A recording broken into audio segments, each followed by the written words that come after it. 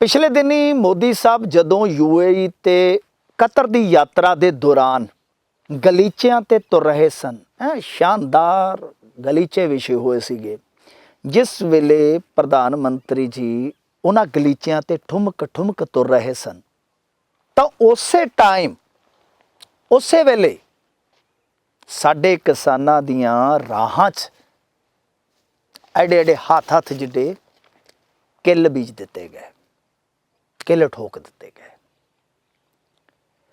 उन्हां ते पुष्प वर्षा हो रही सीगी, फुल्लां दी वर्खा हो रही सीगी ते किसानां ते अथरू गोले सुटे जा रहे सीगे ते इन्हां दे जिहड़े निलज बेशरम बेहया भगत समर्थक वो ताड़ियां मार रहे सीगे कि वेखो इन्हां ते सर्जिकल स्ट्राइक हो रहा है।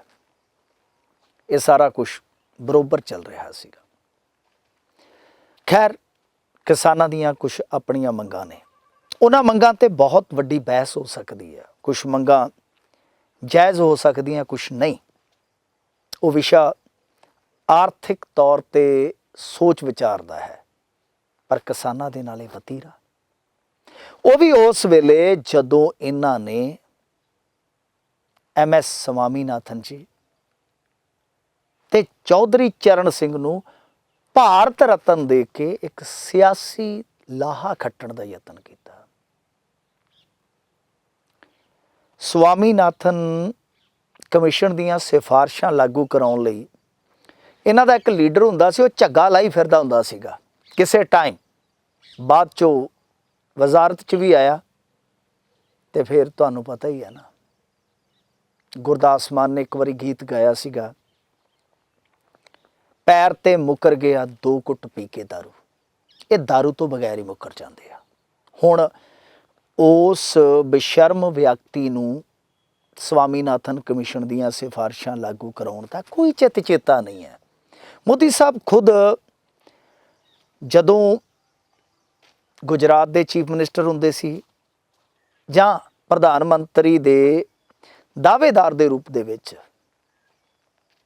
ये जदों कंपेन च सीगे, स्वामीनाथन कमिशन दियां सिफारिशां लागू करवाउण दी गल जां MSP नूं गारंटी शुदा बनाउण दी गल अक्सर करया करदे सी। पर प्रधान सेवक भी तो अजकल तुहानूं पता ही है ना, बहुत जल्दी भुल जाते हैं, विसर जाते हैं जां मुकर जाते हैं। तो खैर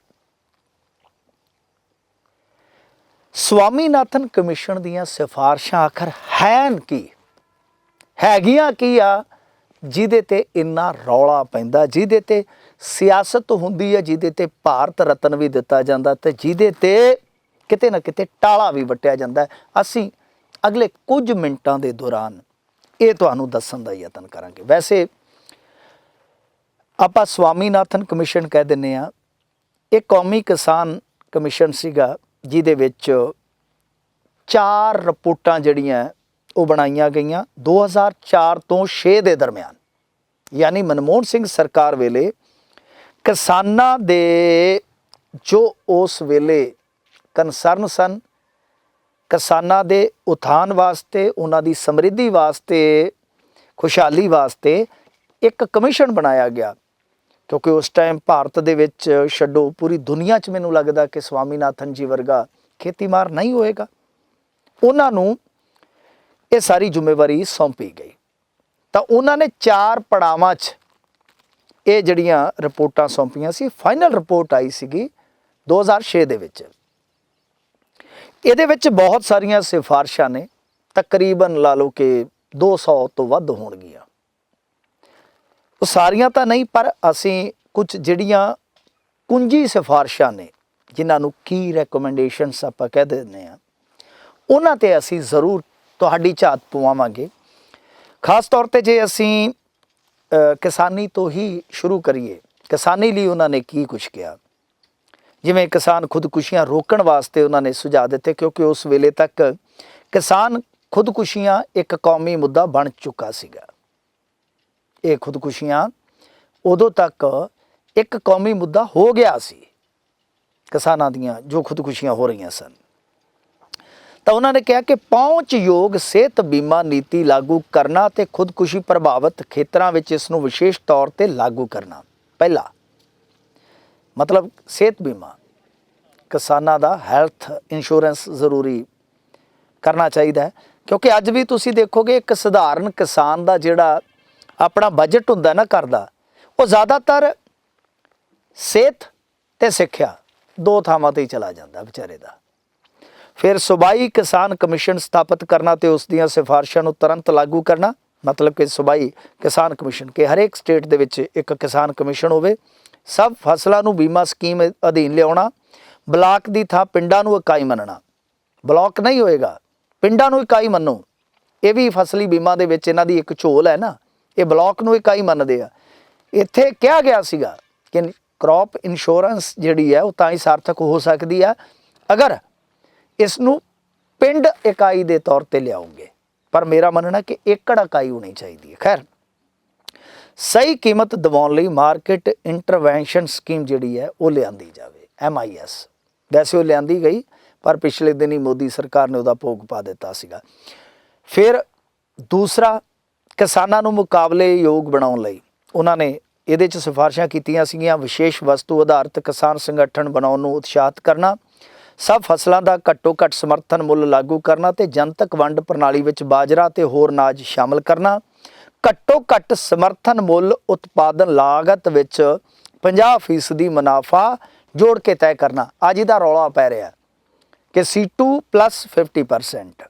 ਇਹੀ ਆ ਉਹਨਾਂ ਦੀਆਂ ਮਹੱਤਵਪੂਰਨ ਜੇ ਸਿਫਾਰਿਸ਼ਾਂ 'ਤੇ ਆਪਾਂ ਗੱਲ ਕਰੀਏ ਤਾਂ ਫਸਲ ਉਤਪਾਦਨ ਤੇ 50% ਕਿਸਾਨਾਂ ਨੂੰ ਐਕਸਟਰਾ ਮਿਲੇ।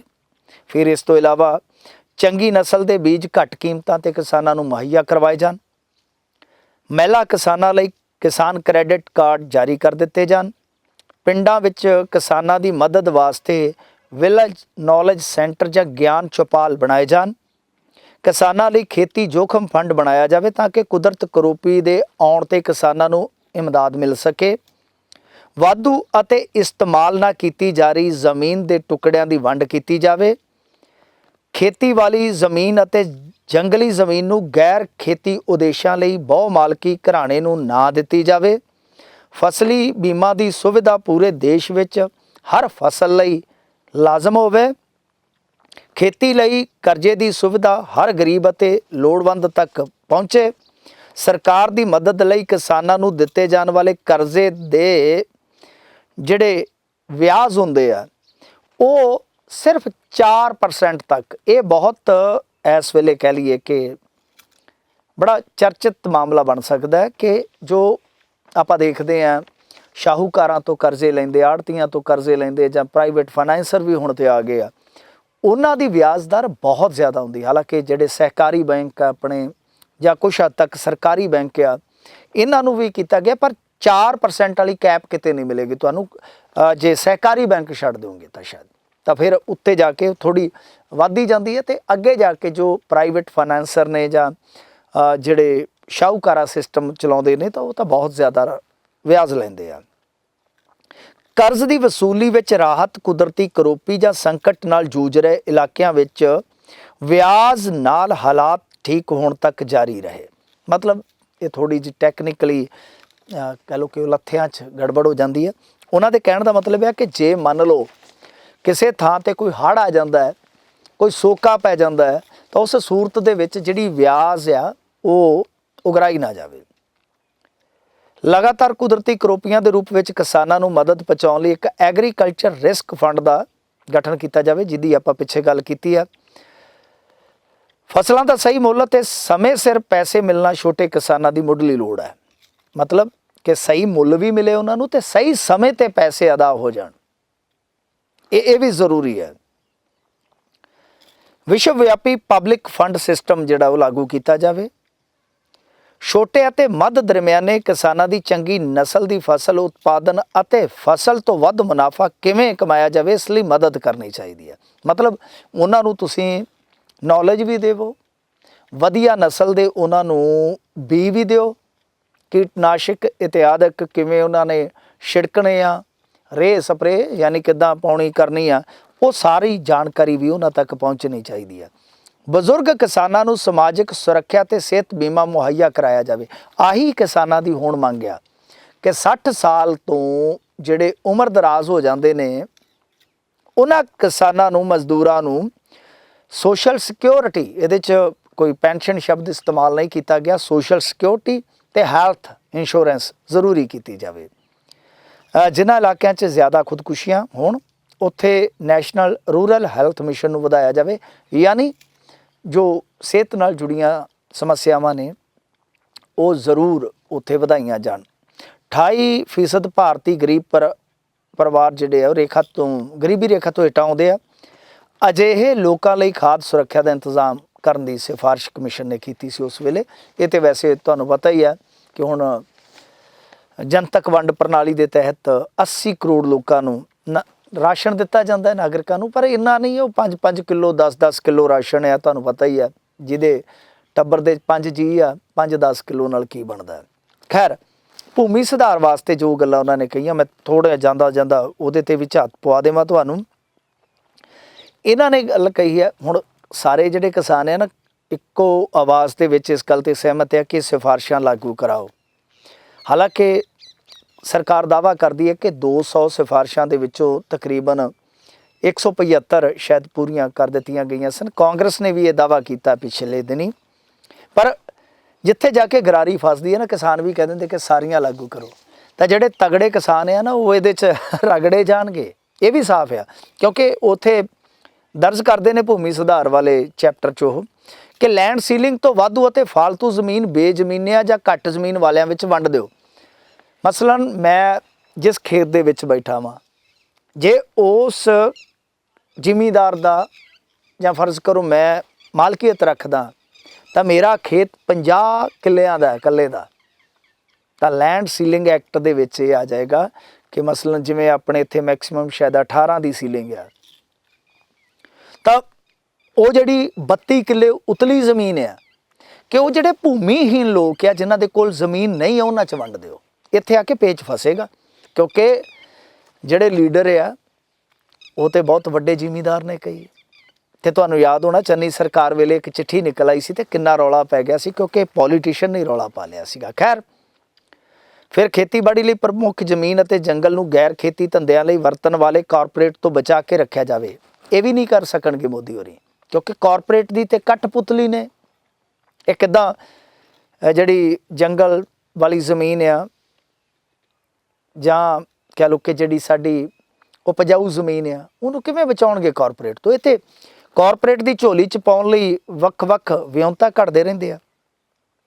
ਫਿਰ ਇਹਨਾਂ ਨੇ ਕਿਹਾ ਸੀ ਚਰਾਂਦਾ ਤੇ ਜੰਗਲਾਂ ਵਿੱਚ ਜਿਹੜੇ ਕਬਾਇਲੀ ਹੁੰਦੇ ਆ ਉਹਨਾਂ ਦਾ ਹੱਕ ਯਕੀਨੀ ਬਣਾਇਆ ਜਾਵੇ। ਬਹੁਤ ਖੂਬਸੂਰਤ ਇਹ ਵੀ ਗੱਲ ਆ। ਰਾਸ਼ਟਰੀ ਭੂਮੀ ਵਰਤੋਂ ਸਲਾਹਕਾਰ ਸੇਵਾ ਸਥਾਪਿਤ ਕਰਨਾ, ਜਿਸ ਨੂੰ ਵਾਤਾਵਰਨ ਅਤੇ ਮਾਰਕੀਟ ਤੱਤਾਂ ਨਾਲ ਜੋੜ ਕੇ ਫੈਸਲਾ ਲੈਣ ਦਾ ਅਧਿਕਾਰ ਹੋਵੇ। ਪਰ ਇੱਥੇ ਤੇ ਤੁਹਾਨੂੰ ਪਤਾ ਵਾਤਾਵਰਨ ਵਾਲਾ ਐਕਟ ਹੀ ਇਹਨਾਂ ਨੇ ਬਦਲ ਦਿੱਤਾ, ਕਾਰਪੋਰੇਟ ਪੱਖੀ ਬਣਾ ਦਿੱਤਾ। ਖੇਤੀਬਾੜੀ ਵਾਲੀ ਜ਼ਮੀਨ ਦੀ ਭੂਮੀ ਦੀ ਮਾਤਰਾ, ਵਰਤੋਂ ਅਤੇ ਖਰੀਦਦਾਰ ਦੀ ਕੈਟਾਗਰੀ ਦੇ ਆਧਾਰ ਤੇ ਰੈਗੂਲੇਟ ਕਰਨ ਦੀ ਪ੍ਰਣਾਲੀ ਵਿਕਸਿਤ ਕਰਨਾ ਬਹੁਤ ਵਧੀਆ ਆਈਡੀਆ ਸੀਗਾ।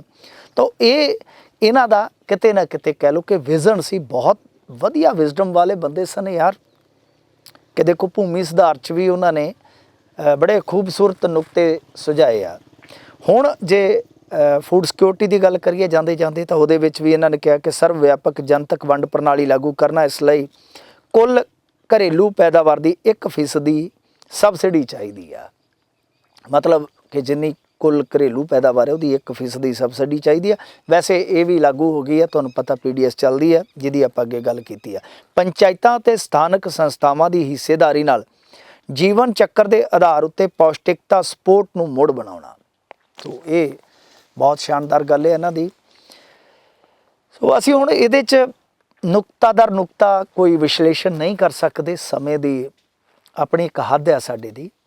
ਪਰ ਤੁਸੀਂ ਵੇਖੋ ਕਿ ਸਵਾਮੀਨਾਥਨ ਕਮਿਸ਼ਨ ਦੀਆਂ ਸਿਫਾਰਿਸ਼ਾਂ ਜਿਹੜੀਆਂ, ਚਾਹੇ ਉਹ ਕਰਜ਼ੇ ਵਾਲੀ ਲੈ ਲਓ, ਲੈਂਡ ਸੀਲਿੰਗ ਵਾਲੀ ਲੈ ਲਓ, ਚਰਾਂਦਾ ਜੰਗਲਾਂ ਵਾਲੀ ਲੈ ਲਓ, ਜੰਗਲ ਵਾਲੀ ਜ਼ਮੀਨ ਦੀ ਲੈ ਲਓ, ਉਪਜਾਊ ਜ਼ਮੀਨ ਦੀ ਲੈ ਲਓ, ਕਾਰਪੋਰੇਟ ਤੋਂ ਕਿਸਾਨ ਨੂੰ ਬਚਾਉਣ ਦੀ ਲੈ ਲਓ, ਉਹ ਲਾਗੂ ਨਾ ਹੋਈਆਂ ਨਾ ਹੋਣੀਆਂ, ਕਿਉਂਕਿ ਸਿੱਧਾ ਸਾਫ਼ ਸਪਸ਼ਟ ਇਹ ਤੇ ਕਹਿ ਲਓ ਕਿ ਪ੍ਰਤੱਖ ਹੈ। ਤੇ ਆਂਦੇ ਹੁੰਦੇ ਪ੍ਰਤੱਖ ਨੂੰ ਪ੍ਰਮਾਣ ਦੀ ਕੀ ਜ਼ਰੂਰਤ ਹੈ।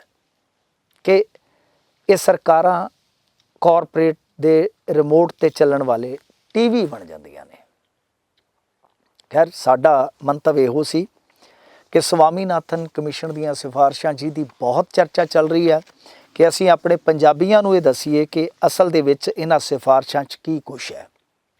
ਤੇ ਤੁਹਾਨੂੰ ਦਰਖਾਸਤ ਆ ਕਿ ਇਹਨੂੰ ਹੁਣ ਵੱਧ ਤੋਂ ਵੱਧ ਪਹੁੰਚਾਉਣ ਦੀ ਜ਼ਿੰਮੇਵਾਰੀ ਓਟੋ, ਤੁਸੀਂ ਅੱਗੇ ਤੋਰੋ। ਅਗਲੀ ਵਾਰ ਫੇਰ ਮਿਲਦੇ ਆ, ਤਦ ਤੱਕ ਦਿਓ ਇਜਾਜ਼ਤਾਂ। ਸਾਰਿਆਂ ਨੂੰ ਸਤਿ ਸ੍ਰੀ ਅਕਾਲ।